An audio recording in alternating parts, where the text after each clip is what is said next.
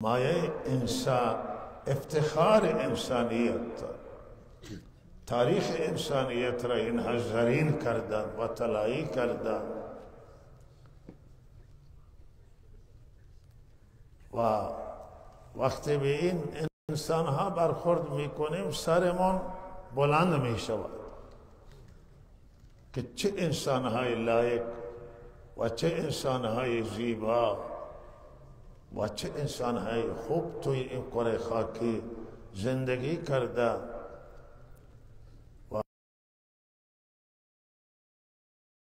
و خدمت کردن برای بشر. و وقتی که نگاهمون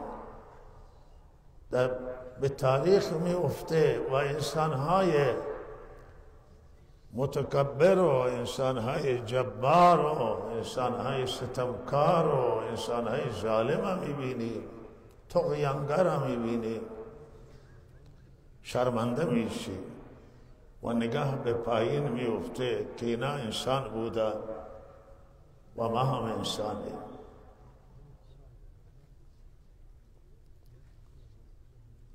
ولهذا الله سبحانه و تعالی تاریخ را شاهد میگیره در قرآن عظیم الشان، تاریخ را شاهد میگیره و او انسانهای بر او انسانها شاهد میگیره تاریخا که بد عمل کردن،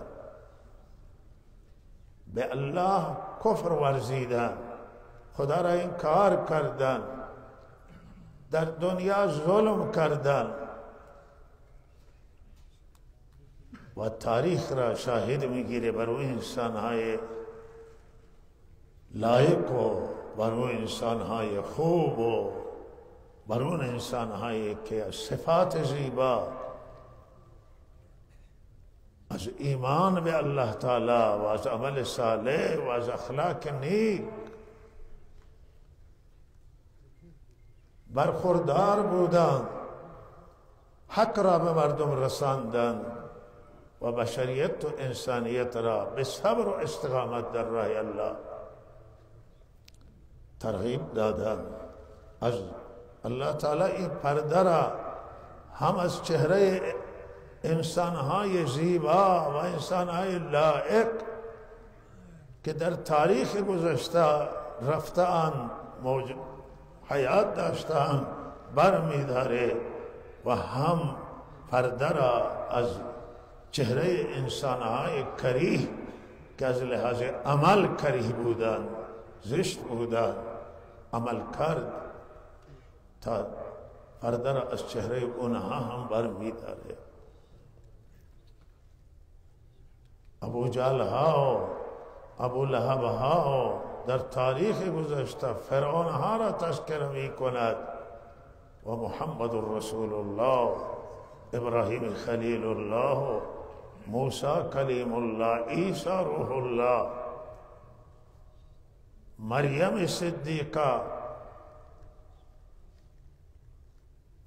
فاطمه الزهرا، خدیجه الکبری، عایشه صدیقه رضوان الله تعالی علیهم اجمعین در صف زنان و مردان الله تعالی مردان ممتاز را ذکر میکنه و فرهیخته و هم زنان تاریخی را الله تعالی تذکر کرده در جاهای مختلف در قرآن. اینا همه برای آنند که ما راه کدوم گروه را اختیار کنیم، به راه چه کسانی بریم. اگر ما بخواهیم به راه صالحین و به راه نیکان بریم و راه فرهیختگان بریم، هم الگو داشته باشیم، الگو بگیریم از محمد رسول الله صلی الله علیه وسلم، الگو بگیریم از پیامبران بزرگ، از ابراهیم خلیل الله، الگو بگیریم از حضرت عیسی، حضرت موسی علیهم الصلاة و التسلیم و همه نیکان تنها در پیامبران انحصار ندارند، بلکه انسان‌های فرهیخته، نخبه، تاریخی، رجال لتاریخی در تاریخ انسانیت خیلی زیاد بوده. و وقتی که ما بخواهیم که نه راه بدان ببریم بلکه از بدان عبرت بگیریم و بدونیم که بدان چه کردن که بد شدن، بریم به تاریخ فرعونها و ظالمان دنیا و جبابره دنیا و متکبران دنیا و انسانهای مغرور، راه برای ما روشن باشه. ما چه راهی را میخواهیم ببریم؟ و الله تعالی در قرآن این تذکره را کرده است که اگر شما بخواهید تنها به نعمتهای دنیا منحصر بشید و انحصار پیدا بکنید و تنها دنیا را بخواهید، خدا تنها دنیا را برای هر کسی که بخواهد میدهد. ولی میگه اشتباه نکنید که در دست منم دنیا هست و هم آخرت هست. شما به هر دو نیاز دارید، نه شما از دنیا مستغنی هستید و بی نیازید، نه شما از آخرت مستغنید و بی نیازید. اگر همه دنیا را من به شما بدم، الله به ما بده و آخرت داشته نباشیم، به محضی که زندگی تمام بشه گیر میکنیم به عذاب الهی. هیچ کسی نمیتونه ما را خلاص کنه. و اگر ما دنیا را هم بخواهیم از الله تعالی، خیر دنیا را، پیشرفت دنیا را، ترقی دنیا را، دنیای آباد از الله تعالی بخواهیم و آخرت کامل و آخرت هم خوب و آباد بخواهیم، الله میگه من هر دو را به شما میدم، هم دنیایتون آباد میکنم و آخرت. عاقل این انتخاب میکنه که دنیاش آباد باشه، توی دنیا هم آزادی داشته باشه، توی دنیا آبادی داشته باشه، آخرتش هم آباد باشه. بمی وقت دنیاش آباده و چشم را از دنیا میبندد،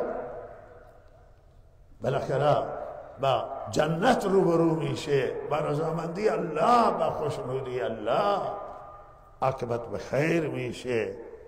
و انبیاء علیهم السلام، رسالت انبیاء همین بود که هم تلاش کنند برای زندگی راحت بشر را به زندگی بهتر راهنمایی بکنند و هم به آخرت آباد و به بهشت که الله در آخرت نصیب میکنه راهنمایی بکنند. انتخاب در دست شماست، کدوم انتخاب بکنید و فکر کنید و این انسان ها را نگاه کنید. ایام رحلت حضرت زهرا، حضرت فاطمه الزهرا رضی الله تعالی، از زنان تاریخ اسلام، از زنان فرهیخته و از شیر زنان و فاطمه الزهرا به این مقام والا رسیدن، به این درجه بزرگ رسیدن که آن حضرت او را خوشخبری داد که تو سیده و بیبی زنان بهشت. فاطمه الزهرا بیبی زنان بهشت. وقتی که آن حضرت خبر وفات خود را دادن و که از این مریضی شاید سالم شدن و به ملاقات الله رفتن، فاطمه الزهرا وقتی گریه کردن فرمود آیا تو راضی نیستی که تو را الله بیبی زنان بهشت بگردانه؟ و خدیجه الکبری مادر حضرت زهرا و مادر همه فرزندان آن حضرت، خدیجه الکبری از بقیه زنان اولاد نداشته و به جز ابراهیم که از ماریه قبطیه است، بقیه همه از خدیجه الکبری، تمام دختران حضرت فرهیخته، تمام فرزندان حضرت که به طفلی پسران وفات کردند و کودکی و استثنایی بودند و ازواج مطهرات عن حضرت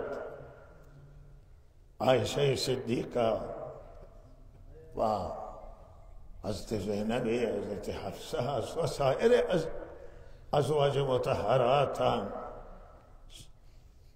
و عمیهان حضرت شفیعه و سایر زنان انصاریه و مهاجره که هجرت کردند در راه الله، قربانی دادند و انصاریه که نصرت کردند اسلام را و آن حضرت. این چه زنان فرهیخته در تاریخ اسلام هست. شما زن فرعون نگاه کنید که در مقابل فرعون می ایسته و ایمان می آوره به حضرت موسی و حضرت موسی را نصرت می کنه.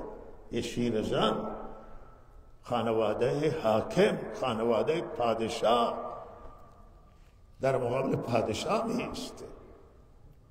و مریم نگاه کنید که چه تاریخ زیبای حضرت مریم داره و حضرت عیسی را یکی از بزرگترین پیامبران الهی را به دنیا آوردند و بدون پدر الله تعالی با امر و حکم و ارادهش حضرت عیسی را به وجود آوردند و چقدر حضرت عیسی را یاری کردند و نصرت کردند و چه مقام و درجه این زنان دارند. این زنان از کجا به این مقام رسیدند؟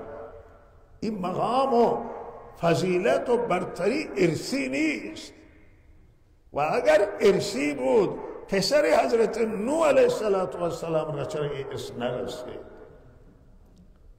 این با ایمان، با تقوای، با عمل، با علم، با دانش. این زنان دانش کسب کردند، علم کسب کردند. اینها با دانش و با علم و با قرآن، رجوع به قرآن عظیم الشان، این شاگردان زنان تاریخ اسلام از مکتب قرآن درس آموختند، از دربار رسالت درس یاد گرفتند. علم و دانش در عرصه های علمی درخشیدن، در عرصه های ایمانی، در عرصه های تقوا، در عرصه های معنوی، در عرصه اخلاق و در تمام عرصه ها درخشیدن، مجاهده کردن در راه الله تعالی، الله را بندگی کردن، در جامعه تأثیر گذار بودن، جامعه مؤثر بودن، به جامعه علم آموختن. حضرت عایشه صدیقه رضی الله تعالی عنها 2200 خورده حدیث حفظ داشتن. 2000 حدیث خیلی زبان آسانه، اما حفظ کردن 2000 خورده حدیث از دربار رسالت، از خود آن حضرت مستقیم و کمتر حدیثی که به واسطه یاد کردن و حفظ کردن، بیشتر مستقیم از خود آن حضرت. و این دنیای حدیثی، دنیای دین کلانی است، احکام الهیان که توسط این بانوی بزرگ و بیبی بزرگ رسید. دانش علم که توسط زهرای مرضیه، حضرت زهرا، از طریق صحابه کرام، از طریق آل بیت اعظام به مردم رسیده، به ماها رسیده، به جهانیان رسیده. علم همانطوری که برای مردان حیاتیه و برای مردان ضروری هست برای زنان هم ضروریه. اشتباه بزرگه اگر کسی فکر کنه که زنان تنها برای پرورش فرزندان و نگهداری خانه پیدا شده، اینها جایگاه زنان پایین آوردن. زنان خیلی بالاتر از این میتوانند کار کنند، هم خانه را اداره کنند، هم بچه ها را نگهداری کنند، هم میتوانند دانشگاه را نگهداری کنند، هم میتوانند حوزه را نگهداری کنند، هم میتوانند نویسنده باشند، هم میتوانند عالمه باشند و دانشمند باشند و علم به جهانیان برسانند. زن الله استعداد داده. ببین استعداده، تنها تعلیم نیست، استعداد همراه با تعلیم. تعلیم از محمد رسول الله گرفتن این زنان و خودشون استعداد داشته، شایستگی داشته، ولهذا این شایستگی را الله به زنان داده، به مردان داده. باید برای زنان زمینه فراهم بشه، باید به زنان توجه انجام بگیره، حقوق زنان مراعات بشه، حرمت زن و کرامت زن باید رعایت بشه. زن حرمت داره، زن کرامت داره. همین شهید خدا نور که مادرش را پرسیدن عزیزان از خدا نور، به خدا نوری که به هر حال جهانی و بین المللی شد،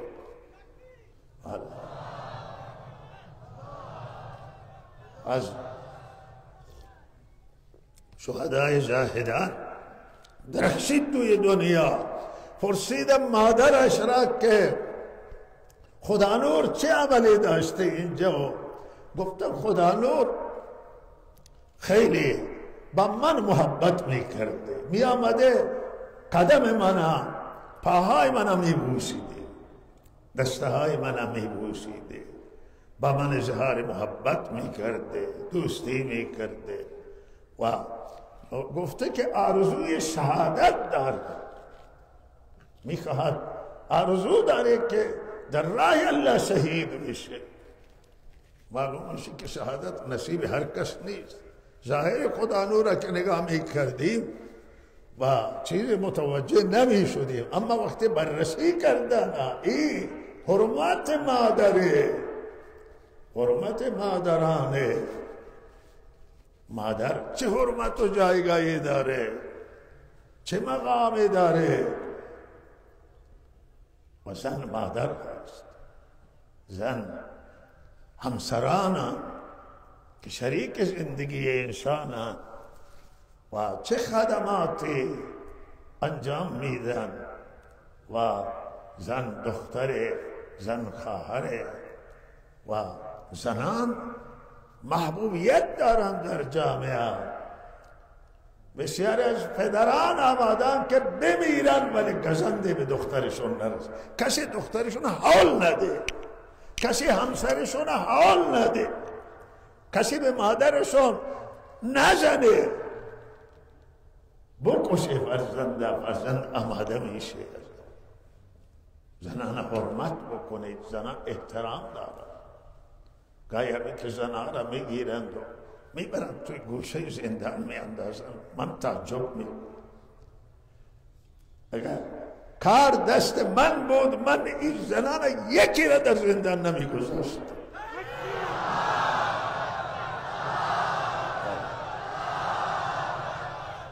مگر زنی که قتل بکنه، آدمی بکشه، زنی که واقعا جنایت بکنه که قابل بخشش نباشه. ولی زنی شعار داده، زن مطلبی گفته، حرف زده، روسری را سوخته. این زنانا ما وادار کردیم که روسری را بسوزند، با عمل کردمون برخورد بدگشت ارشاد برخوردش به زنان مناسب نبود. زن بکش و زن حال بده و زن بگه توی محسن میانداز. این عکس العمل زنان ایرانی. زنان ایرانی اعتقاد بنده برانه که اینها این روسری دوست دارن، چادر دوست دارن، مخالف روسری نیست. برخورد ماها سبب شده که این عکس العمل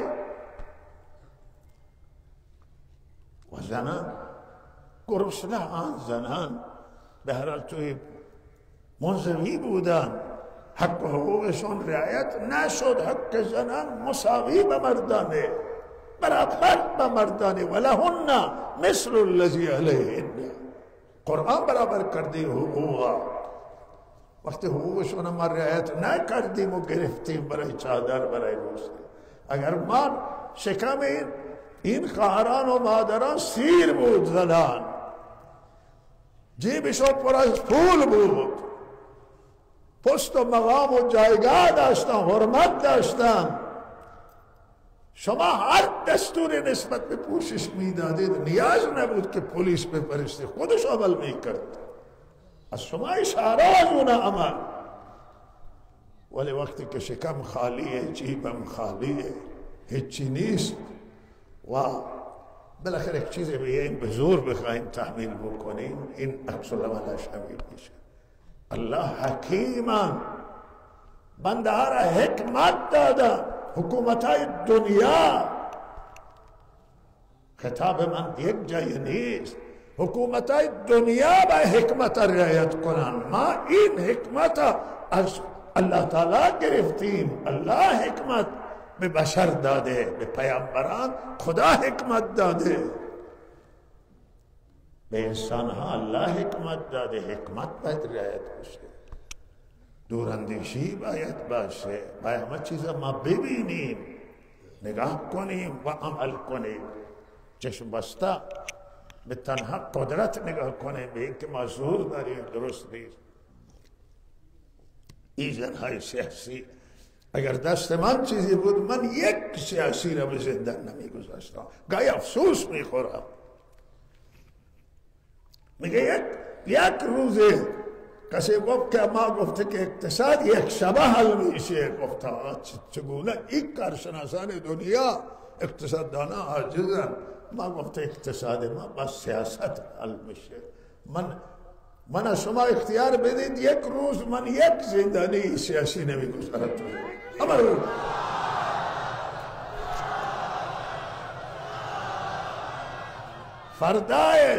فردای اون روز شما میبینید که پول چه تأثیری میگذاره، در پول چه تأثیری میگذاره، در اقتصاد چه تأثیری میگذاره. این بچه ها مخصوصا بچه ها اسلام چقدر توصیه کرده در رابطه با بچه ها، اطفال. و حضرت فرمودن که من لم یرحم صغیرنا و لم یوقر یا لم یبجل کبیرنا.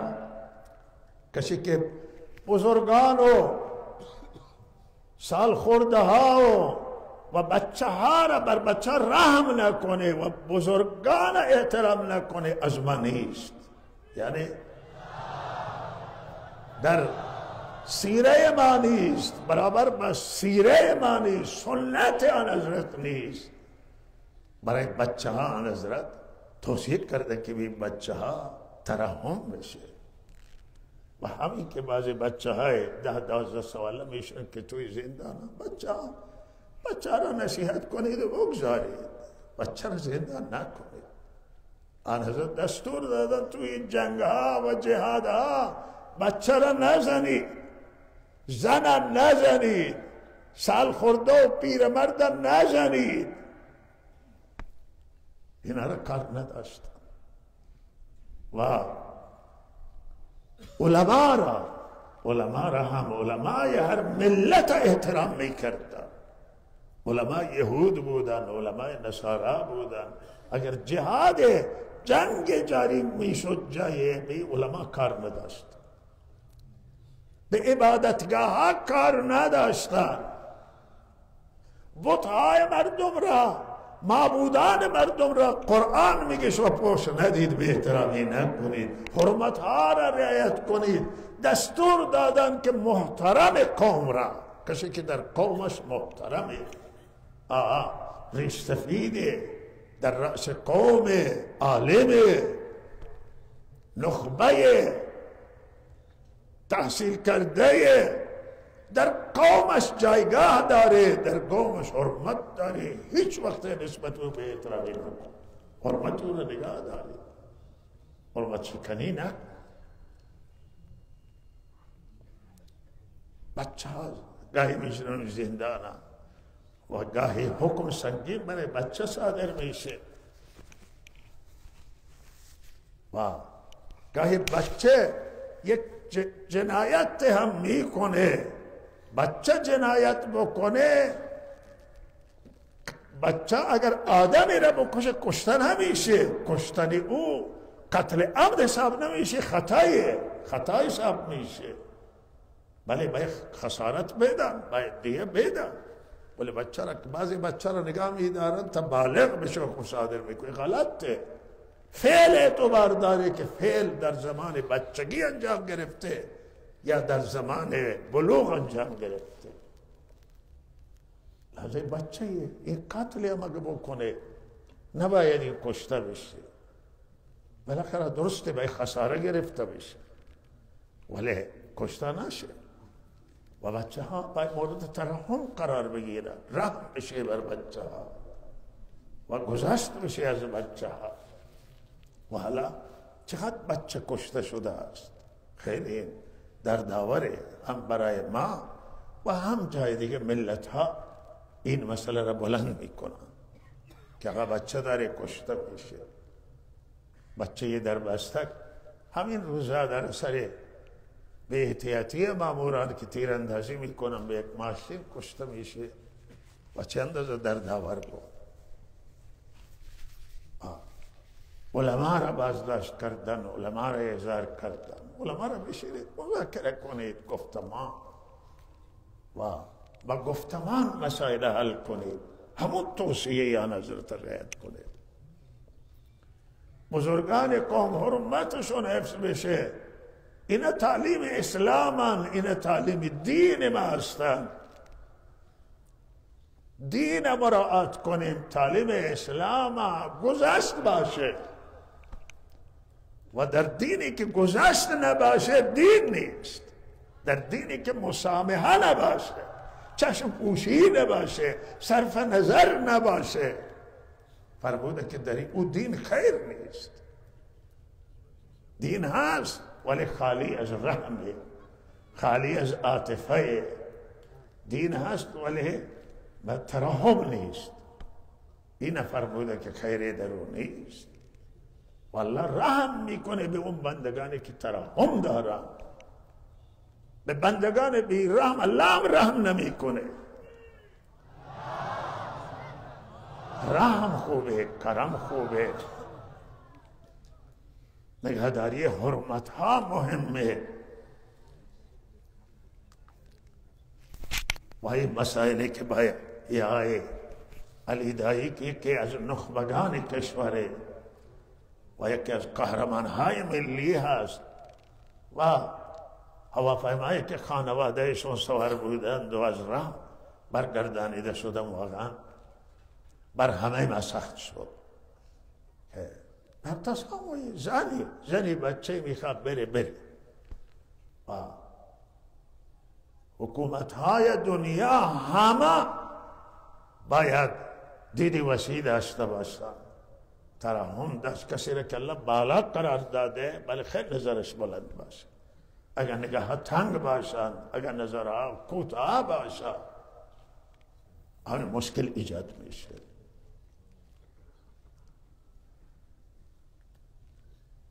عالم طایبات، علماء طایبات خراسان بیانیه دادن و حالا توی بیانیهشون چیزی نبود، حرفی بود و بالاخره احضار کردن اینها، یعنی و فشار آوردن بر اینها برای حرف عملی نکردن. آقا بیرون الان نیامده اینا حرفی زدن برای حرف. آقا نباید کسی را خواست. انتقادها را بپذیرید. انتقاد و نقد این به نفع شماست. اگر انتقاد نباشه استبداد می آید. اگر انتقاد نباشه جلوتر من گفته اصلاح نمیشه جامعه. از انتقادات استقبال می کنم بندگان الله. از انتقادات استقبال بشه. کسی انتقاد سازنده داره، رهکار داره، رهکارم میده. حرفا تحمل کنید. حرفا را همه ما باید تحمل بکنید. حرفی زده میشه، صحبتی میشه، خواسته مطرح میشه، کمبود بیان میشه. ضعفای خود را مسئولان باید ببینم. ماها ضعفای خودمون را ببینیم. بنده ضعف دارم، علمای ضعف داره، کسانی که در قوم اسم و رسم داره انتقاد دارن، دولت مردان و حاکمان ضعف دارن. ضعفای خود را ببینیم. ما ببینیم که ما چه ضعفی داریم. ضعفای خود را نگاه کنیم، در پی اصلاح ضعفای خود باشیم، با مردم کنار بیاییم. و همین دستوری، همین از اسلام فهمیدیم از دین.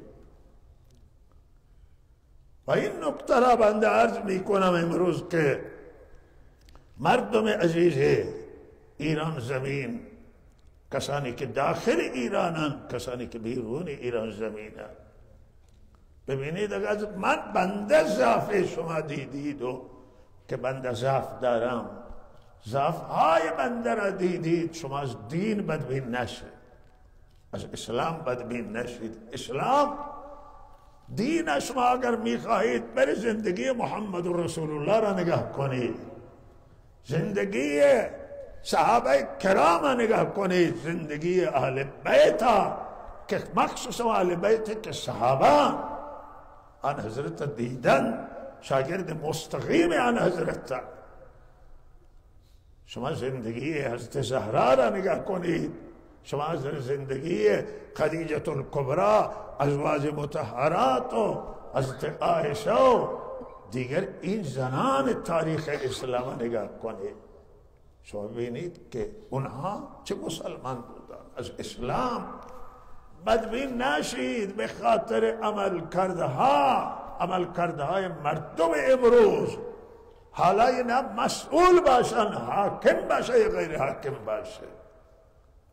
اسلام چیز خوبی، دین چیز خوبی، دین داشته و ارتباط با خدا قطع نکنید، از دین فرار نکنید. شما از دین چیز بهتری از این اسلام نمیابید. هر جا برید دین داشته باشید، قرآن تلاوت کنید. بعضی گفتن من گزارش دارم که گفته قرآن جمع کرده از خانهایشون برده توی مساجد گذاشته.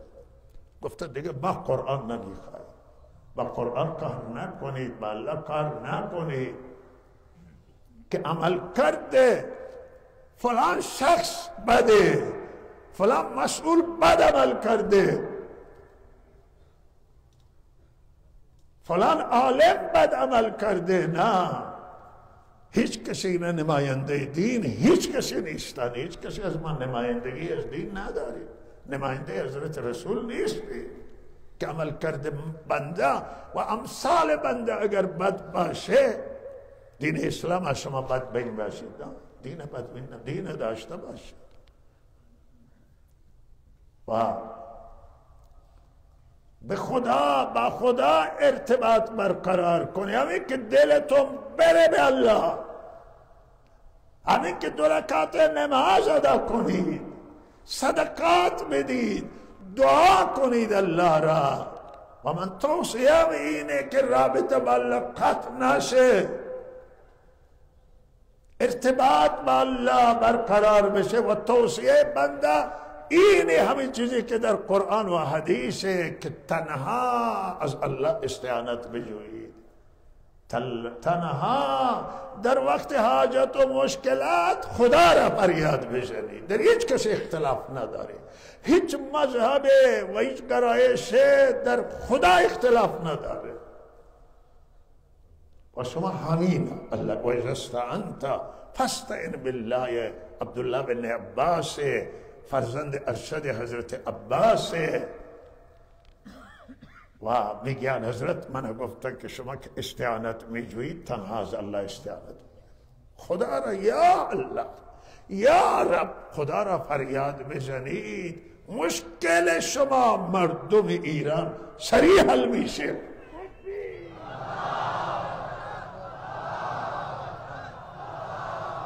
مشکلات شما را خدا حل خواهد کرد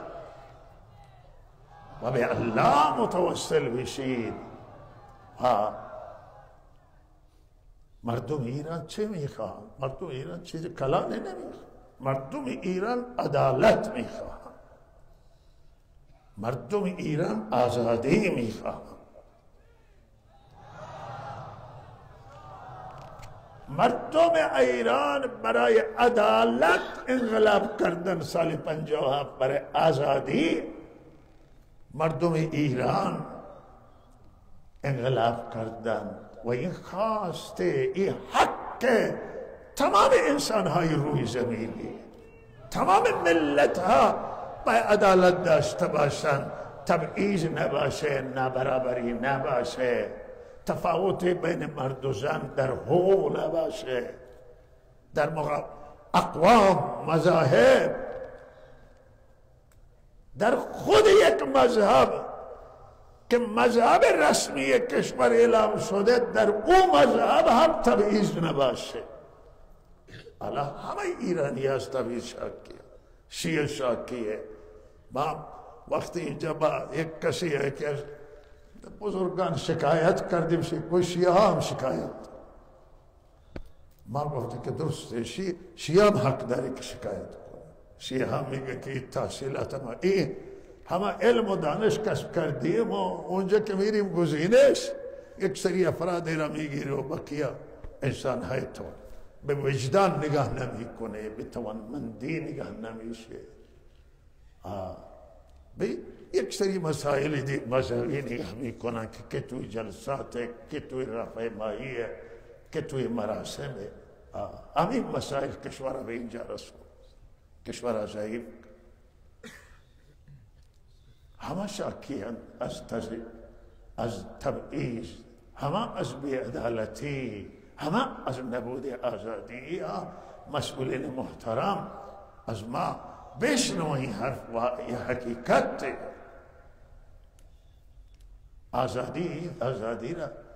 آزادی بیان میخواهند، آزادی قلم میخواهند. شما میدونید که چه آزادی را میخواهند؟ آزادی های مشروع، آزادی های مشروع که شریعت اجازه داده، آزادی هایی که قانون اجازه داده، همون آزادی ها. این قانون ما گرچه قانون جمهوری اسلامی برعکس کسانی که میگن این قانون مثل نداره، بنده حرفا نمیزنن، خیلی ضابط توی قانون اساسی هست و یک سری ضعفای کلانی داره که من اینجا نمیگم که دلتنگی نشه، ضعفای اساسی توی قانون اساسی هست. اصلاح میخواهی نه، ولی همین قانونی که اضافه را داره عمل نشد توی مدت میخواه و عمل کرده سلیقه‌ای سبب شد که این مشکلات برای کشور درست و برای توی قانون همین اعتراض مردم یکی جلو حرف مردم نگیرید، توصیه بنده به مسئولانه و بگذارید مردم انتقاد کنن، حرف بزنن. بزن حرفت را. گاهی اینجا پیش ما بعضی می آیند و حرفای تند میزنن، کسی میگه جلو من نه، بگذارید حرفش را بزن. آقا میگه اینجا وقت نیست، میگه نه بگذارید تا حرفش کامل بشه،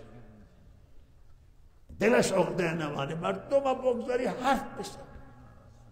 آقا شما حرفی دارید، اعتراض بفرمایید. و اعتراض هم اجازه بدید. تجمع اعتراضی نه قانونی است، اینها تو عرف همه دنیا در قوانین بین المللی اجازه داری کسی تجمع بکنه. زنان تجمع بکنه اعتراض دارم، مردان تجمع بکنه اعتراض دارم، ولی به خشونت نینجامه، تخریب نکنه. توهین و هم میگه نکنی، توهین نباشه، پوش ندید، ناسزا نگید. مسالمت آمیز، اعتراض مسالمت آمیز قانون اجازه داده، شما اجازه میده، دنیا اجازه میده، جلوی اینا نگیری و جلو حرفا نگیری، حرفا بزن.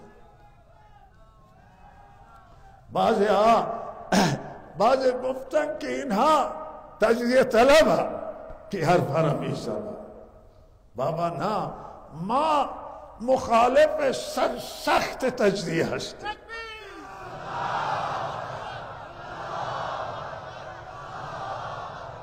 اگر تجزیه پیدا بشه ولی مخالفش ماییم و این مردمان، این مردم ملت اقوامان، این قوم بلوچی، این قوم عزیز کرد، این فارس، این عرب، این ترک، ترکمان، این همه قومیت ها میخوام تک تک نام ببرم.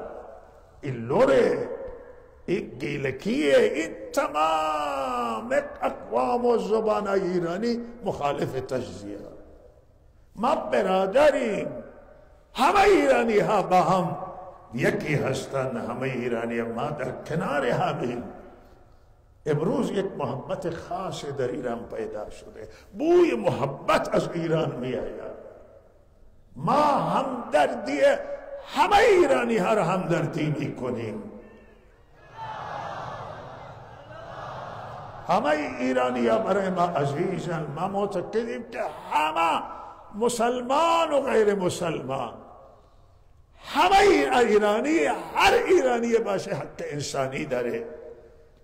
بشران، حقوق بشر ما باید رعایت کنیم، حقوق انسان رعایت کنیم. حقوق انسانیت مهمه، ما روی انسانیت فکر میکنیم. انسانیت مهمه، انسانیت رعایت بشه. بعضی گفتن که یکی نوشته بود که گفتن که این بهایی مسلمان هم. گفته فلانی، گفته نه، من نمیگم که مسلمان هم. یهودی هست اینجا، نصرانی هست، نصارا هست و بهایی هم هست. بهایی حق انسان، حق حقوق انسانی نداره. من میگه حقوق انسانی، حقوق شهروندی، هیچ ملت را قانون سلب نکرده. در قانون تمام مسلمان غیر مسلمان، اصلا خدا را هیچ قبول داشته نباشه، ولی حقوق انسانی داره. حالا در یک تاریخ گذشته یکی از اسلام برگشته و بالاخره به دیگر ملت رفته، دیگر راه برای خودش گرفته یا ختم نبوت انکار کرده. حالا او تاریخ رفته. نسل جدید که مسلمان که نبودن که از مسلمان برگشتن، شما اونها را حکم ارتداد در بدید. کسی از اسلام برگرده درسته مرتد حساب میشه، ولی نسل آینده، اونها که فرزندانشون که مسلمان نبود، غیر مسلمان به دنیا آمدن، بچه تابع مادر و پدر در دین حساب میشه و نه در ارتداد. بالاخره این حقوق انسانی ما دیدیم که حق بسیاری در ضایع میشه توی کشور. سلیقه‌ای بعضی برخورد میکنه به جایی که قانونی برخورد میکنه. قانونی اگه برخورد میکرده شکایت نبود، ما هم حرفا نمیزد. حقوق همه شهروندان ایرانی، ما آرزوی من آن است که این زنان و مردان، تحصیل کردگان و انسانهای نخبه ایرانی که دارن کشورهای بیرون میسازن، کشورهای خارجی را میسازن، اروپا و امریکا را دارن میسازن، کانادا را میسازن، اینا برگردن به ایران را میسازن. اینا سرمایه ملی ها، اینا سرمایه ما که بیرون از دست ما رفتن ضایع میشن. و معتقده که در افغانستان برگردون افغانایی که رفتن، دارای هر دینی هر تفکری هستن باشه، بیاین کشورشون رو بسازن، میدان داده میشه به اینا برگردن. و باید چارچوب وسیع کرد به همون وسعتی که قرآن داره، به همون وسعتی که اصل اسلام داره، به همون وسعتی که حضرت رسول و خلفای راشدین داشتن. این وسعت باید رعایت بشه. و ما برای همه مهربان باشیم، ما برای همه رحمت باشیم. دولت ها رحمت باشن برای ملت خودش، دولت ها با خدمت گزار ملت باشه. افتخار دولتانه که تم نظری نکنن، نگاهشون بلند باشه و رحمت باشن برای همه، برای مسلمان و غیر مسلمان. والله تعالی توفیق عمل. و صلی الله علی سیدنا محمد بخشید.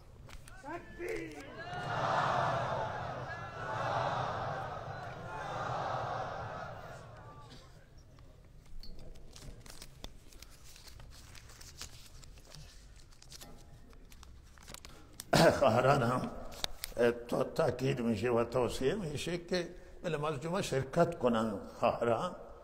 و به هر حال نماز جمعه بعضی حتی اعتراض دادن که آقا اینا چرا به نماز جمعه نمیگذاره؟ چندی سالی که خواهران میان اینجا برای نماز جمعه، بعضی همین حوادث بوده نیامدن، ولی الحمدلله امنه و بیان نماز خودشون بخونن، نماز خودشون بخونن برن بخوانن.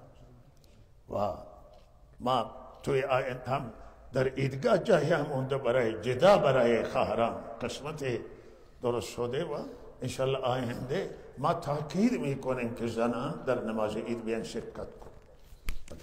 و آن حضرت تاکید کردن که زنان که بیان به نماز عید شرکت کنند. احادیث موجوده در این باره. بیان توی دعای مسلمان مراسم مسلمان. و صلی الله علی سیدنا